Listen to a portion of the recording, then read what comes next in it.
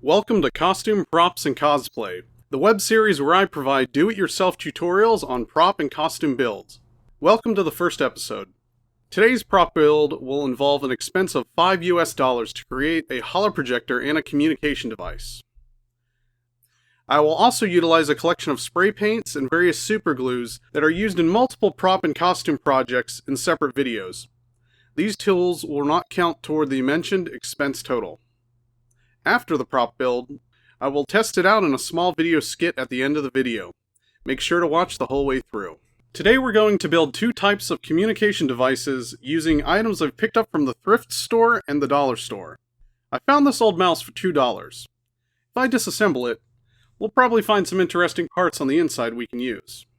I also have a handful of broken robot action figure parts from the Dollar Tree. They were $1. I've already unscrewed the mouse, and as you can see, when the cover is removed, we definitely have some unique physical properties for one of the communication devices. Lots of grooves to work with. And if you flip it over, the infrared sensor works as a great feature to mount it on a wall or some other hard surface. I think we'll make this one some sort of holographic projector or something. And I'll add this back torso part for the robot to add some character to the mouse. Now to the actual communication device. I really like the front torso of the robot figure here. Apologies for the blur on this one, but as you can see, it fits great in your hand, and you can introduce some special effects with hand gestures when using this prop. It already has a communication device look to it and won't need any additional work. The holographic projector will involve the most assembly between the two devices. For a bonding agent, I'm going to use Gorilla Glue. It's strong, sturdy, and will cure over a 24-hour period for a solid hold.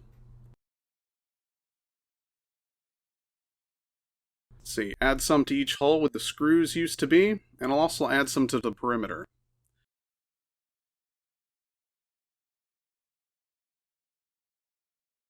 It's a little uneven on the surface, but as long as I glue it to the flattest areas, it will hold well. Now, just let that sit overnight. Off camera, I've primed the two props with Plastidip so that the paint will bond well to the plastic. I'll be using some metallic spray paint from Krylon to color the devices.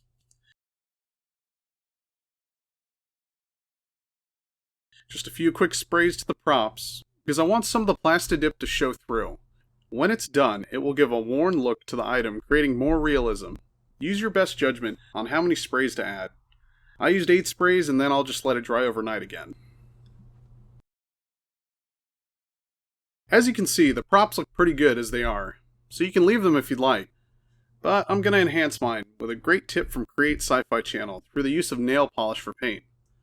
I've chosen some green and red from the dollar store, and I'm going to paint on a few knobs and buttons. Start with the red first on the comm.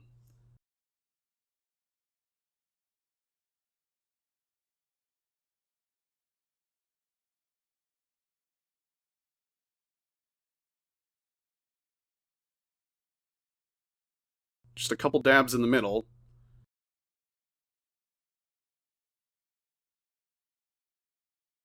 A streak along the bottom, and that should be good enough.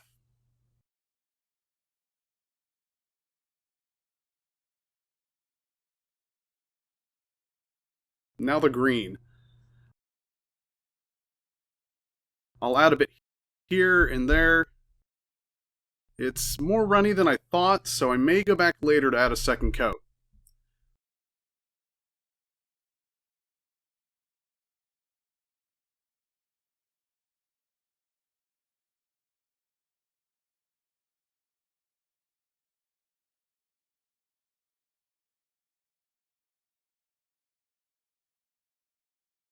I'll set that aside so it won't run anymore. Now on to the holoprojector. Again, starting with the red for the middle, a few dots here and there. Maybe these LED looking bits too?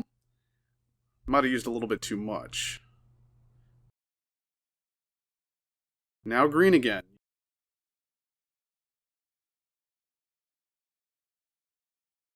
can really see it's milky when you apply it, so more than one coat is advisable.